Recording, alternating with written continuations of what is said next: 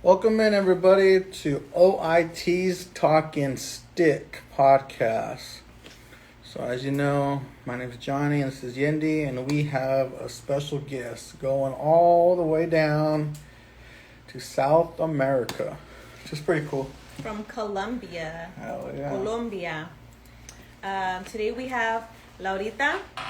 So like I said, she is a Colombian. She's the owner and founder of Pülasü Artisan Boutique, and I'm pretty excited about this. So like she supports artisan in Colombia that do bags or earrings, and she also explains each design, what they mean, what community, tribe they're coming from, and yeah, I'm pretty excited about this one. Before we get to that, I want to show you guys the new things that I made. Did I mention this on the last podcast about doing bucket hats? Yeah, Okay. but we've been wearing them all week, so you guys, I've been the guinea pig in all this situation. For you XL head people. We did an extra large. And caps, some size 8 or 7, 5/8. Yeah, and they're reversible. We have like this style that has everything on there. And then the one that I'm wearing, which is adult/teen, it's also reversible. And this one's like a little bit less fabric, like random fabric. Again, I repurposed extra small pieces of fabrics that I had from other projects, and I made bucket hats, and they're available on our website, oitclothing.com. Make sure you use Talking Stick for the discount code. 10% off. 10% off. So yeah, go ahead and get yours before they sell out. Get out of here so she can stop putting them on me. And then we have the nice dress. Oh yeah, we released the dress. A lot of compliments on it. We got the tag on it too. It's called Sun Arrow. Sun Arrow. Pretty cool. I designed it. Mm-hmm. So I guess I'm a dress designer now. Yeah. Jeez, man. It's a stretchy fabric. Designer meaning the deal. The print. pattern, the print, yeah. Okay. Didn't try that on. You have to. If you design it, you have to wear it.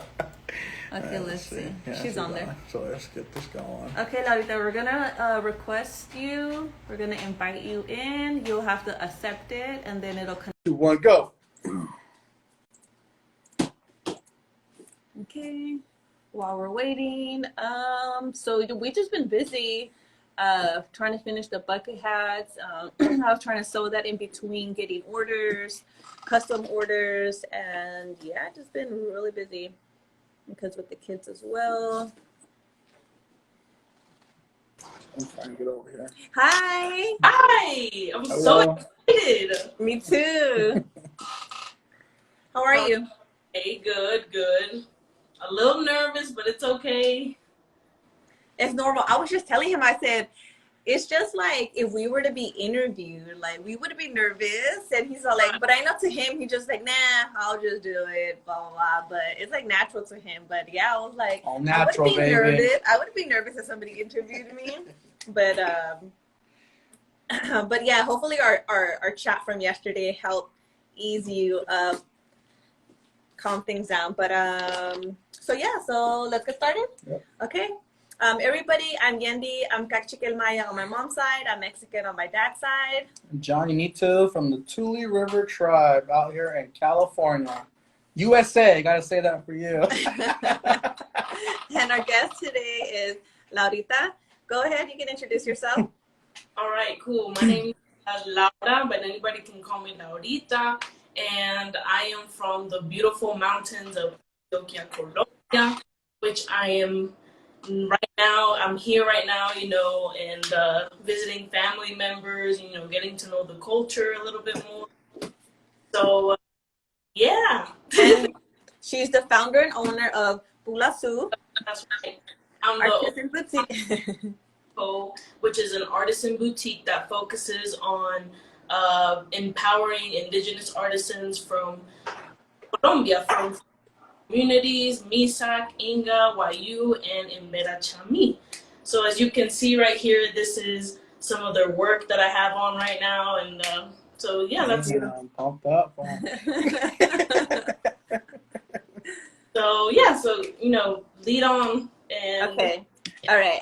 So guys, like she mentioned, she does support um, indigenous people that create bags and earrings, and it's more than just that what they're making. They also have their story behind it.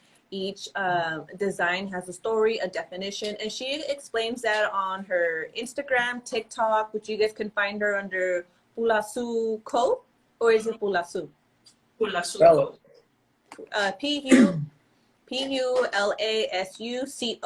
For those of you that want to look her up, please follow her because she really puts really good content out there, because she explains each bag, each story. You could probably, I'm sure you'll explain some of those or share some stories about that, but it's pretty cool. Some of us I'm sure a lot of indigenous people out there, you have your stories for each thing that you create or make, but it's pretty nice to hear it from Colombia, like what their stories are, what their designs look like. It's pretty cool. Do you want to share some with us? Yeah, sure. So I focus more on the ancestral techniques that these indigenous communities use, because I feel like, some people might look at a bag and be like, oh, that's really pretty, and that's pretty much it, They don't look beyond the technique or the history behind these beauties. Kind of change the way people look at artesanías, which is that one problem pronounce. Yeah. Let's see, what else? So, like I said, I work with 4 indigenous communities in Colombia, all in their own different region. YU, with these beautiful hand-woven bags. This goes back almost 10 years. Damn, 10,000. The designs go back a really long time. Each design grounded animals, plants, what kind of tools they use. The list goes on. So it's really cool getting to know all of these designs one by one, what they mean, why they're so important. What else? You're cutting off a little bit. I hope those that are listening in or that are on the live, let me know if you guys could hear her. I don't know if it's just between you and me, or just let me know, because we might just repeat some of those things. But I couldn't hear you right now. And how long do the bags take to do? Like, I know they vary. What's the average time? Average time, it's a little tricky to say. Depends on the artisan, if they're a master or if they're just starting out. So, a bag takes about 2 weeks to make. Oh, wow. There's also 2 kind of bags. There's one with it's called 1 thread and a 2 thread bag. A 1 thread is more detailed. It's gonna take longer to make, and a 2 thread is gonna take less time. So, yeah, it's a labor of intention. They weave just to weave. They weave with good intentions. They weave part of their story. They weave part of their reality into these bags. So that's why we really don't rush these artisans when they're making, their, because, they're putting something of them into it. So. And each one is unique. And I try to stick with the unique bag, so you'll only find 1 bag on the website of each design, because that's cool. And you also wanted to you state this on your website and on your social media that it's a fair trade. You pay them even above the market of what they're. Do you want to speak on that as well? Yes. So part of being fair trade is making sure that the person you're working with is getting a fair price that economically supports them. Whether it's economically supporting their education, the food that they put on their table, and just their community and family. So we pay our artisans above market price for everything. For example, the bags are above 5% above market price to ensure that they're getting paid for what they've made. Because it's not just a 2-hour job; it's a 2 to 3 week job that takes a lot of time, a lot of care, and plus these women have babies and families that they have to take care of in the meantime. We also don't negotiate prices with our artisans. They give us a price and we go with it. We don't ask for deductions. We don't ask for discounts. We just kind of go with the flow and respect their work. Respect them as the designers, the creators of it, giving them the value that they deserve, that they earn. Earn and deserve, because like you said, they're being handmade. Each one is unique and they have a family.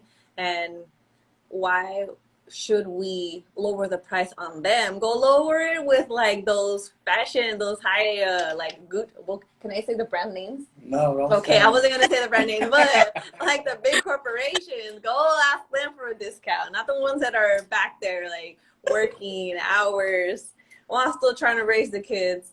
Let me see. What about the earrings that you're wearing? Those are beautiful. So these earrings are made by Inga Artisans in Putumayo, Colombia. They live more in the part of Colombia, right up of the Amazonia, and do beautiful beadwork. And they also weave really pretty stuff too, but we're kind of just doing earrings at the moment with them. So like I said, each piece that I have on the website means something and has a specific symbology story to it. So for example, these earrings, people might look at it and be like, oh, they're so pretty and long, and that's it. But this design that you see right here is the womb of a woman, the birth canal where she creates life, which is an important factor to these Inga women as the sole providers of their family. So you'll see designs like that. These are also made by Inga artisans. It's pretty neat to learn about symbols and what they mean and what the colors mean and the history that goes back a long time. So you sit there and have a conversation with them and you learn about it before you put it out there, and so also to connect with them. For sure, that's one of the important things about this brand, is to have a good relationship with these artisans and these communities, because we want to we want to expand our network and reach out to more of these communities. So having a relationship with these people is really, really important. That's good, and that also helps with putting in that energy into their bags or their earrings or bracelets, because that will transfer on to you and then to the customer, and that's really cool. That's good. We need more people like you out there, and because I know there's a lot of hard workers out there and put in their time and energy, just like you said, into all these items, and to feel appreciated, giving them the fair pricing that they deserve. That's more than, that's beautiful. And especially with the pandemic going on right now, I'm sure that there's a lot of them that are struggling out there. We'll get into that subject about what's going on over there as well with the government. Hopefully they don't cut us off like they did last time when we were talking about. I don't know what you're talking about. Okay, let me see. Do you mind sharing how you found the families or like the artists? For sure, yeah. Okay, cool. So pretty much I started this business in the United States. I live in the Appalachia region in South Carolina. So it was kind of tricky being all the way there and finding here. So that's where my boyfriend comes in, and since he's here, he's the one that started all the networks and talking to people, talking to independent artisans and families. Cool. So that's how we pretty much found the artisans. And some of the artisans work here on the street. beating, selling their stuff on the marketplaces around here. So we also got into contact with them and started supporting them that way. Nice. I know you shared this yesterday with me, but these people that are selling it, I'm struggling with that word, artisan. You mentioned, they have to travel from their small communities into the city because, there's more tourists or more people in the city. And so that also takes on them. I don't know. I'm sure they have to travel for like an hour or two to get there. And then transportation, or are they walking? Is it bicycles or bus? I'm sure everybody has a different story, but yeah, a good example of that is the Mbera Chami community. They have a lot of problems with their community and the government not supporting them financially, economically, education-wise. It's just a bunch of problems. So they don't really have to leave their community. They have to move out of their community in order to support themselves. So that's why on the streets here in Medellin, you'll see a lot of Mbera Chami women and men selling their stuff. Oh. So we also, in the future, once we start growing more, we'd like for these communities to stay in their community and become work where their ancestral lands are, but we'll still keep supporting the local artisans here in the city also, So yeah. That's cool. Yeah. Goals that you will meet, and then help support everybody out there, or as many as you can. But I'm sure your business will grow. And you said that you just started it in February? Am I right? Yeah. Congrats. I mean, you're really getting out there, and of course, everything that you're doing, how you're like educating it and putting it out there, it's really good. Let me see. We explained the bags, the earrings, okay, stories. How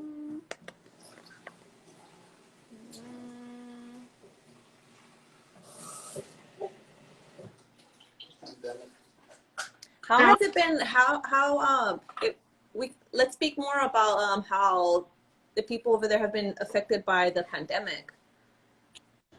So, pandemic. Okay, so when the pandemic started here, a lot of people were shut in their houses and they could not leave, or else you would get a multa, which is pretty much a ticket. Like a fine. Oh. Yeah, like a fine, exactly. Like a ticket fine, and like triple the income, the monthly income that they make here. So because of that fear, a lot of people had to stay in and they couldn't work. We also had people putting red flags in their houses, on their apartment, to signal that they didn't have food, they didn't have basic necessities, and for, community groups and government groups to come in and, provide something for them. So I'd say that the pandemic hit Colombia really, really hard. And because of that, the president started a tax raise proposal, which then started the protests that you hear about, SOS Colombia and all that stuff. And that's also, We can speak on that. You can go ahead and just share some stories or what's been going on to educate us. And also with the pandemic, vaccines are rolling out really fast. Hospitals are being fully, what's it called? Like, you guys haven't done it? I mean, like, it's not like it is here, like where mostly everybody has it, and I don't know, what's the word? Full capacity, like. Oh, yeah. And so we had a lot of issues. We're still having a lot of issues here.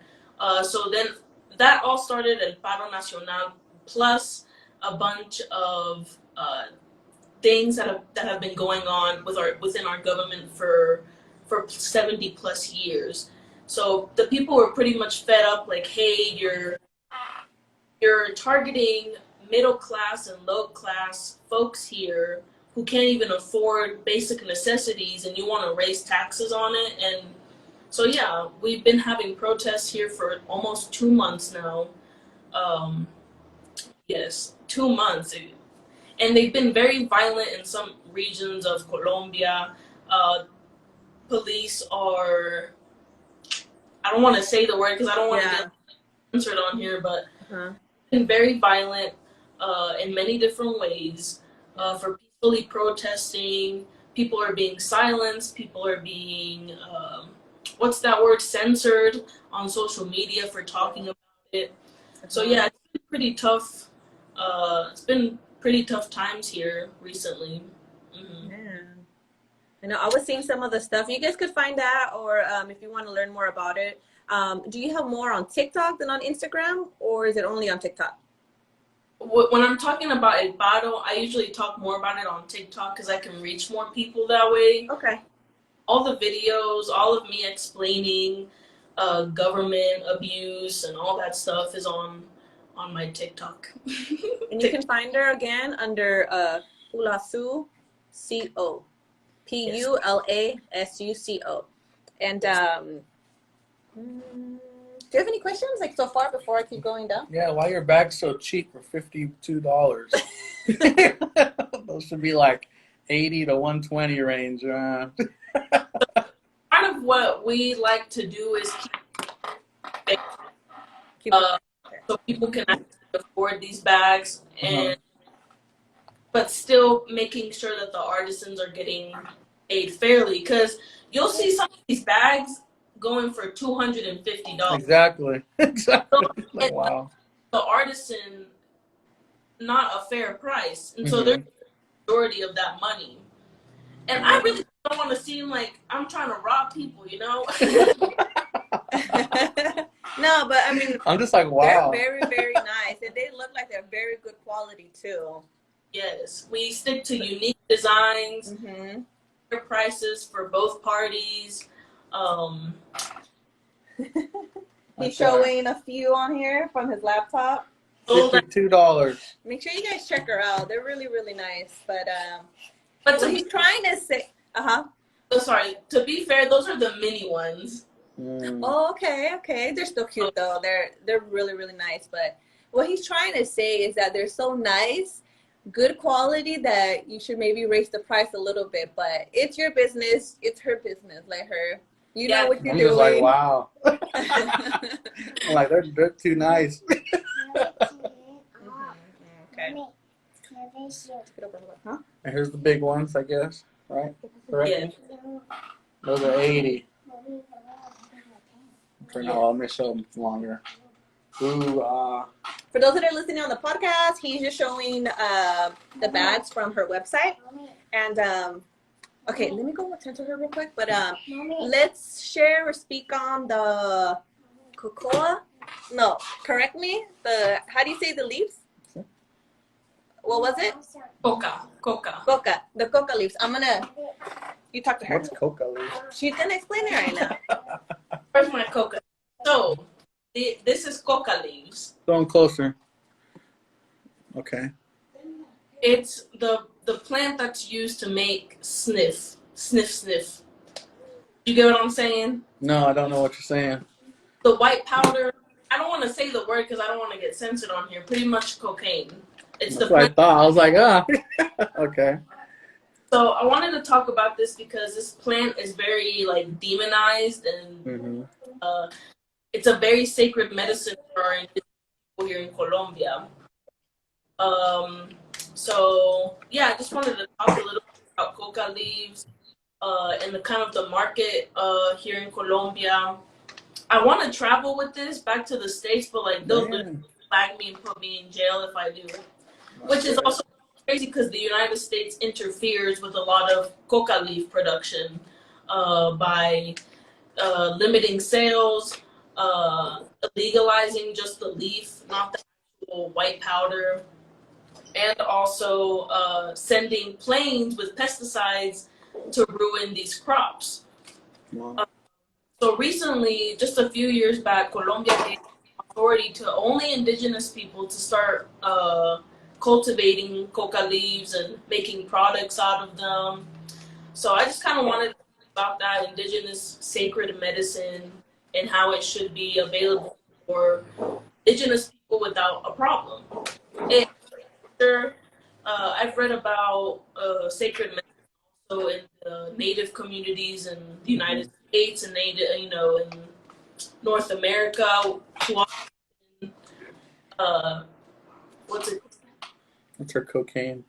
So I said, what is that? And then he said that one. The communities are also limited to using their ancestral medicine also. So I thought it'd be interesting to just mention the coca leaf. But Yeah, no, thank you for sharing that.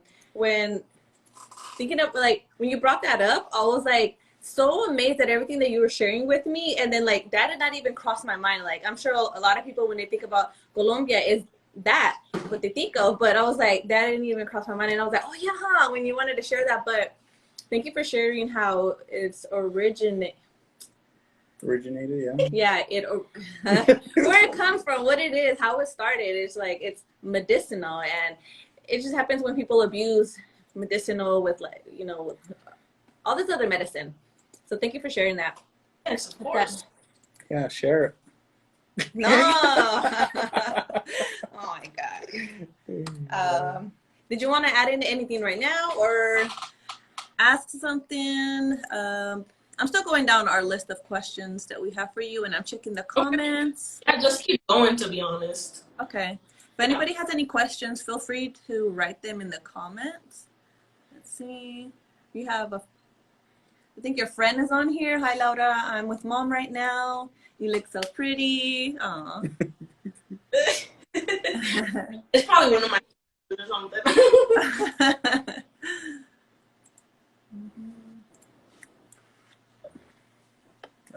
Okay. Yeah.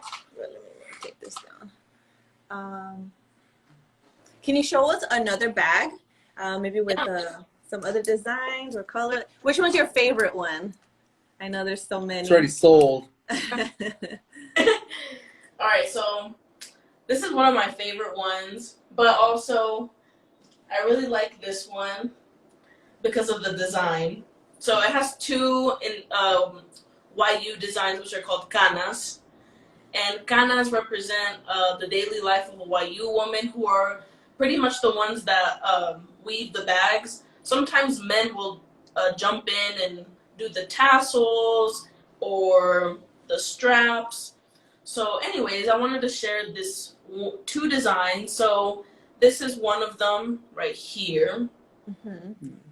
This right here. And then this one is another one. So I kind of just want to ask, what do you guys think it represents? Okay. When I first saw the first designs with the black lines, I was thinking more of a snake. Okay. I was thinking like stairs or something. Stairs, okay. And what about this middle one right here? I don't know. Man, this is us having to get into creativity and our expanding our minds. I would go like volcano, fire, lava, something like that. I don't know. And the stairs, so that'd be cool, like lava something. Nothing's coming to my mind. Like a mountain. See, that's us always looking at things just because they look pretty, but when you really have to think about it, it's like, oh, I don't know, what is it? But okay, yeah. So lava mountain. All right, so this first design right here is actually the mark that a kitchen utensil that they engraves on food. We were so close. So that they use, and nobody would have ever guessed that, right? No. And so this one right here actually, it has two designs in this one design. So the first, let's separate this and just one of these. It's a cow. It's a what? Cow's nose. Oh. Of a cow. Mm-hmm. Cool. The snout. Yeah, exactly. The snout. How the hell is that a snout? And then these right here is actually the vagina of a donkey, which is another. We were close. Volcano. Yeah, that's a volcano. Yeah. So they use a lot of donkeys to ride around their rancherias, their pueblo, and they live on the coast, which is yeah. So they're coastal people, and so yeah, this is one of my favorite bags, and every bottom is different. And so I kind of wanted to talk a little bit about the mochila because it's seen as a sacred body traditionally in the community. So the straps represent arms and legs. The straps. The bottom is a belly button because if you look closely, you see how it starts off with a spot. A belly button, and it also signifies the creation of life. And then the base right here is the body of a person, and the opening is a mouth. So yeah, it's pretty neat. That's why I say it's not just a bag, it's a story, it's history, it's YU culture, which is so neat to me. And I'm learning something new every single day about them. I'm trying to learn YU Nike, which is their native language, to better communicate with them when I go visit them in like Guajira. I just like how people, they buy the bag and they don't know. Like they're walking around with the cow snout, badge, and a donkey. Oh man, it's like getting one of those tattoos and in a Japanese, different yeah. Oh man. So Yeah. talk about with the bags that a lot of people imitate them and sell them on the market. Cultural appropriation. It's a big issue, especially within indigenous communities of all over the world. You know, people appropriating their designs, their techniques. But I'll tell you what, like no indigenous people do it. And that's just a fact, you know. They were born with these ancestral techniques and way to create things, make things naturally. Yeah. So you might see market that are fake, and that's why everybody should do some more research on what they're buying and all that stuff. What were you gonna ask? I don't know, but the quality, that's going to be a major difference right there too when you're buying it from a major company versus a small business that's working with the artisans directly with them and coming from the homeland too. Man, you guys got to check her out. Her things are so nice. It's so beautiful and so meaning. Like there's a story behind everything. I think it's so cool. I forgot what I was going to ask, but let me see. Where do you see Pülasü like in the future? I have a couple of goals and ideas of where I would like to see Pülasü and the whole family of artisans in the future. I would like to work with more indigenous communities and expand to just not only the 4 that I'm with right now, but maybe 5 or 6. And talk about their history and let them tell their story too, you know. And I also would like to work with a group of artisans, a family of artisans, to make more bags. You know, I'm just starting out, so I only work with a family of YU artisans, 2 families, but I'd like to expand that to maybe even 6 and do wholesale and all that stuff. And also I work with plants. I plant medicine. I do serums, I do tinctures and all that stuff. So I would really like to add that on or Colombia, we're known for our flowers, we're known for our fauna, flora and all that stuff. So I'd really like to get to know more Colombian plants and work with those, and even maybe work with indigenous people that use these plants and get together and, you know, make another brand, but solely just plant medicine, you know? So that's where I see Pülasü in the future. That's cool. No bad juju, okay, guys? But I hope it happens for you. It will happen. It will. It will. Yes. It will happen. What's bad juju? Like when people give you like the jealous people, and then like your stuff don't happen or come true because you spoke on it, and then I don't know, just people are sending that bad vibe, and then something happens that you Vibe can't check. Call it mal de ojo. Yeah, that's what I was gonna say, but he wouldn't know it, or I don't know if anybody else would know it. But yeah, Don't worry it's about called it. mal de ojo, bad eye, or right? She does all the damage, so don't matter. I do the damage myself because everybody's getting to me. Can't top her. But another thing that we spoke on is that you're also trying to learn your culture, your roots, and what better way to learn but going to Colombia directly. But I know there's a lot of us that are maybe grown already and that are trying to learn our culture. How has that been going for you? And it's great that you're working with other Indigenous people, in that way you're like learning hands-on. But yeah, let's talk on that. Like, how has that been going for you so far? It's been a little tricky. It's been a journey. I think it's gonna be a journey my whole life. Figuring out who I am, who my ancestors are, and trying to connect to that side of me.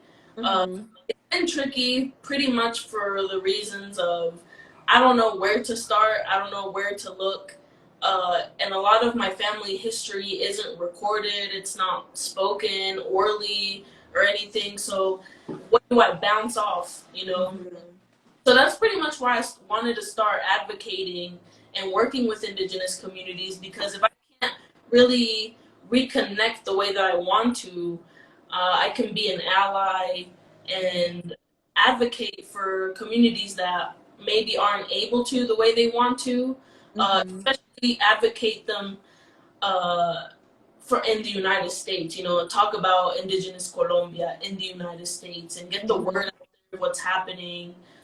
So yeah, it's been tricky.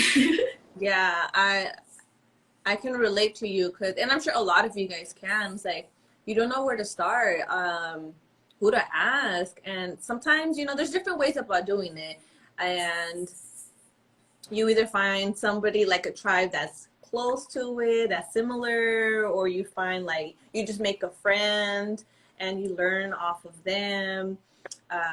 But just like you said, I think no matter how, like, as you get older, I feel like we will always learn something. There's always something to be learned, taught.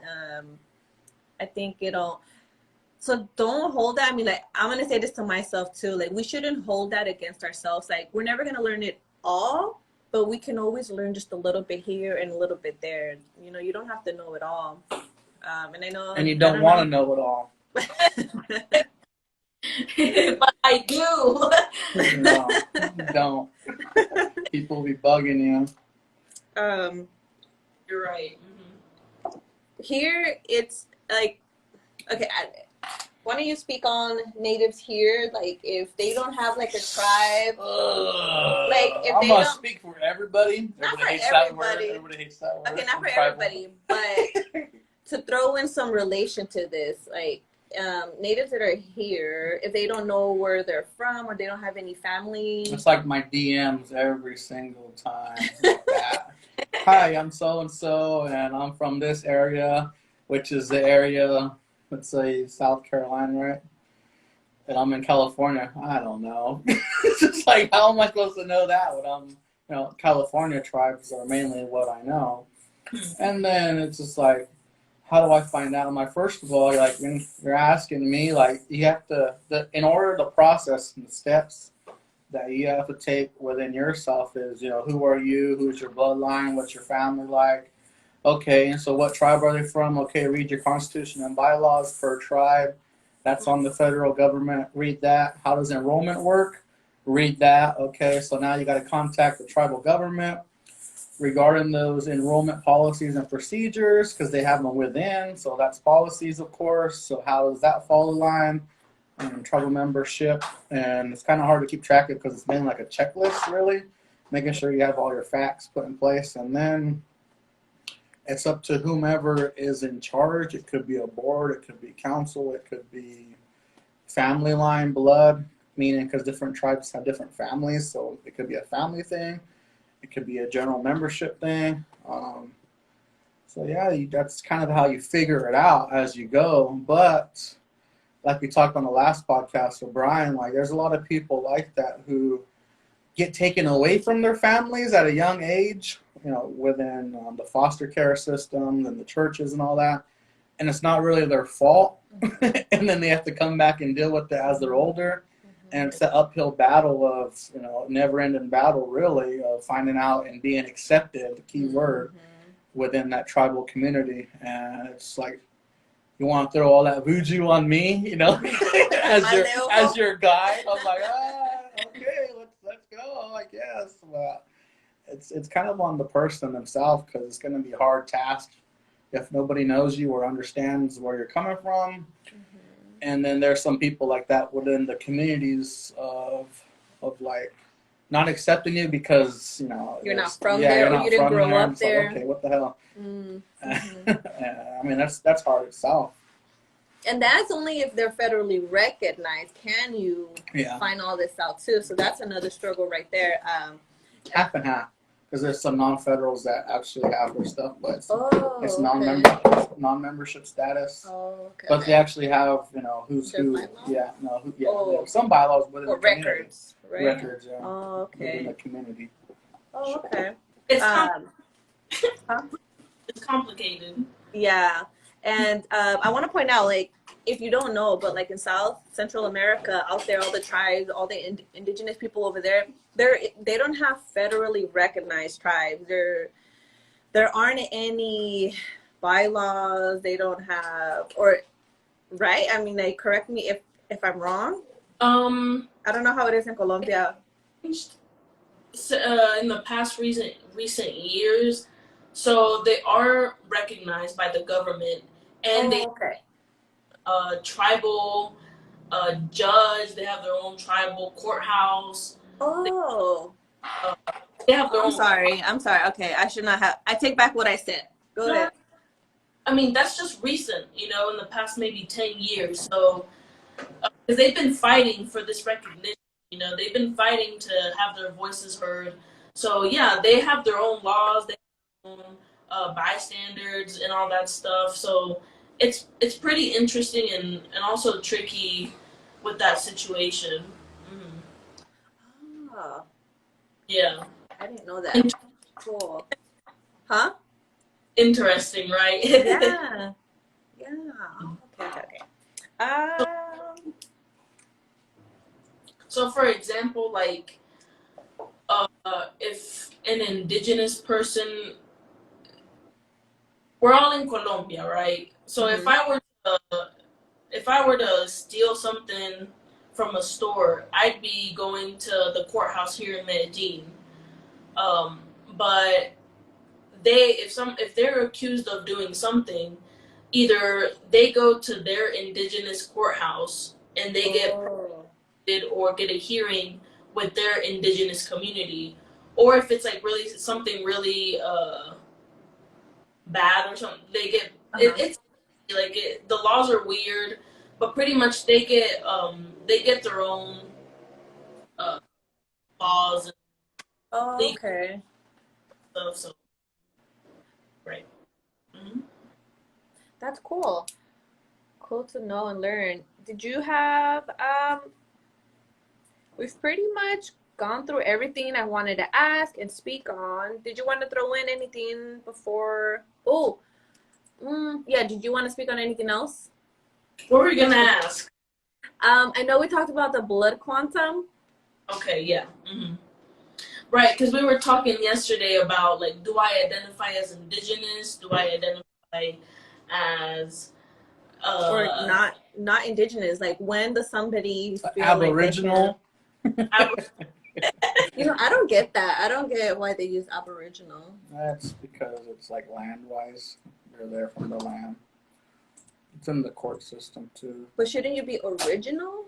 Aboriginal. But what's ab? Ab, you should not. Right? The ab not. I don't know, but go ahead. I'll look into that later. Aboriginal's more of other continents, especially the other one, like Australia. I know they use it in Australia, but inhabited in the land from. But it's because ab sounds like it's not from there. Why don't they say original? Oh. Okay, I'm sorry, Laura. Go ahead.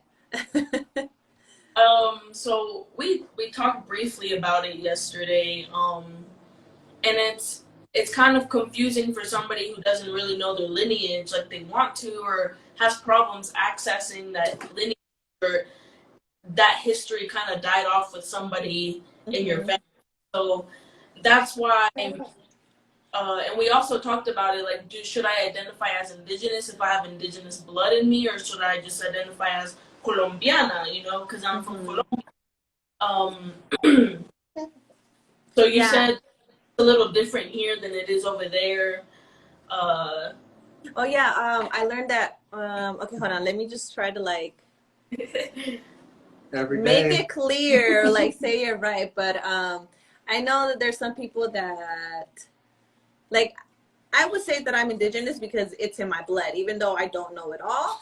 I'm learning it, but I still, I would say I'm Indigenous. And then I learned from you that in Colombia, you would be Indigenous if you know your traditions, if you, wear your traditional outfits, or if you live in the community, right?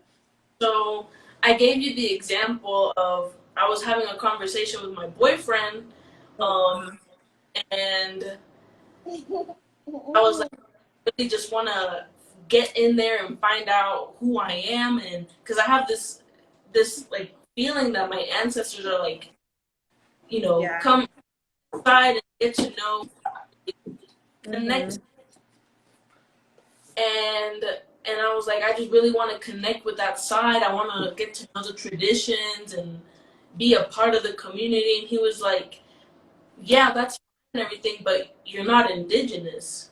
And I was like, okay, elaborate on that. And he's like, you're not Indigenous because you haven't grown up with the traditions. You haven't grown up in that ethnic community. You haven't grown up with the native language. So I thought that was interesting because even though I'm Colombiana, I was raised in the United States. So we still have different views on a lot of things that, for example, that, So, yeah, I thought that was interesting. So that's why I don't identify as Indigenous, because I don't know anything about my Indigenous. I have Indigenous blood in me. Yeah, that's when we started talking about blood quantum and all this other stuff. So yeah, that's why I say it's really tricky just finding out my raíces, Yeah, and I'm sure there's a lot of us that struggle with that, and like I said, you're always gonna learn something as you're growing. Yeah, that's a touchy subject because I know a lot of people have different opinions or views on it, and we don't want to offend anybody, but this is how we feel about it, or how in Colombia they identify it or view it as. Right. I think that was pretty interesting that you shared that with me. And what do you think about the blood quantum? Is that over there? Do they use it over there like that, or? I've only heard that term for North America. Heard about it here in South America. I do know that it's kind of I've heard that it's like a colonizer mindset also, like blood quantum, like you said. If you have Indigenous blood, you're Indigenous. But then I've also heard other people have mixed feelings about it. So I just listen all the time. I'm just reading and listening and getting everybody's opinions and like that, asking questions when I can. How do the small communities, how do the Indigenous people there feel about that, or do they even speak on stuff like that? Like, Honestly, I can't even answer that question because I personally don't know. oh, okay, you haven't Yeah. had that conversation with them, or it doesn't even, it hasn't came up, or No. they probably don't care about it, or really they don't think about those kind of things. I'm sure they're struggling with a lot more things over there than what the quantum blood is. Or maybe they're very accepting and they're like, yeah, come on over and learn everything. Yeah. Or maybe I can't speak for every community because there's over 120 indigenous communities here in Colombia that are small, that are big, that are medium sized. So I can only Speak on what you've experienced. personal experience. But maybe some other communities that are smaller or maybe more closed off. Maybe didn't grow up in that community, then it's trickier. But yeah, I can't really like talk about it in detail because I don't know. We'll learn. Hopefully, get an answer. But yeah, we've pretty much touched up on everything. Let's go ahead and close it out. Again, if you don't have anything else to say or add on. What? I love your braids, by the way. Thanks. I hadn't done them in a while, and then I was like, I kind of messed up here and there. Thank you. Laura, thank you again for joining us. I really appreciate it. It was very educational. It was nice to learn the traditions from Colombia, or some of the traditions, the stories behind your bags, your earrings, your bracelets. You guys can check her out. Her boutique's name is Pülasü Artisan Boutique. You can check her out on her website, PULASUCO.com. That's the same for her Instagram, TikTok. Do you have anything else? Or anywhere, you can find her anywhere under Pülasü Co. Please check her out. Let her know you came from the Talking Stick if you find her from there. But yeah, please check out her beautiful handmade. She supports artisans, small communities, indigenous communities. They do fair trade, pay them even above the market pricing, help them support themselves, their families, while still being creative, designing things. Yeah, did you want to add on? Say farewell, Laura? No, thank you for having me on the podcast. It's my second. Went way better than I expected. Yay! Really, like, pressure. You're cutting off. Say that again. Can you hear me now? Yeah. I was just saying that I felt very comfortable, like, talking with you guys. I didn't feel pressured or anything. So, thank you for giving me this platform to talk on. And thank you guys. Of course. I'm glad you enjoyed it. I'm glad we had that chat that chat yesterday. That really does help. And again, you guys check her out. Thank you, Laura, for joining us. Check her out, Pülasü. Nice meeting you. CO.com.